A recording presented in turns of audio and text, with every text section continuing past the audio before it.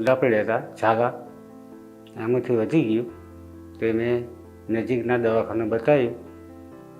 તે મને કીધું કે તમે સ્ટર્લિંગ હોસ્પિટલમાં જાઓ. સ્ટર્લિંગ હોસ્પિટલમાં અમે આવ્યા.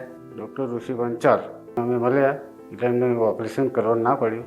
ઓપરેશન નથી કરવું, તમને સારું થઈ જશે. એટલે અમને રિલેશન મેળવવાનું કીધું. ટોટલ 35 મેળવવાનું કીધા.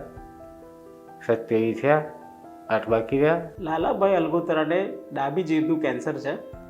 એમનું જે ચાંદું હતું 4.5 થી 5 સેન્ટીમીટર જેટલું મોટું ચાંદું હતું અને ડાબી જીભમાંથી પછી થોડું જમણી બાજુ જઈ રહ્યું હતું. જો આ ટાઈપના જીભના કેન્સરમાં જો ઓપરેશન કરવાનું થાય તો ઓલમોસ્ટ આખી જીભ કાઢવાની જરૂરત પડી શકે.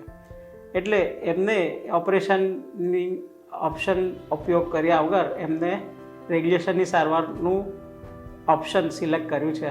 અને આ સારવારમાં જીભનું ઓપરેશન કર્યા વગર પણ શક્ય છે, મટી શકે છે અને સામાન્ય લાઈફ જીવી શકે છે. આ સારવાર 35 સેકની છે. સારવાર અઠવાડિયામાં 5 વખત આવવાનું છે. એક દિવસમાં ખાલી 5 જ મિનિટનું કામ છે. આ સારવાર 1.5 થી 2 મહિનામાં પતી જશે.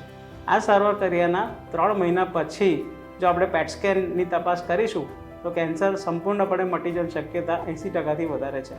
અને જો કેન્સર રહી ગયું હશે એ વખતે તો ત્યારે આપણે ઓપરેશનનો ઉપયોગ કરી શકાશે. અત્યારે સારું છે. મારું ઘરનું કામ બધું થાય છે. રેડિયેશન મૂકવામાં આવું, મારું ઘરનું બધું જ કામ થાય છે.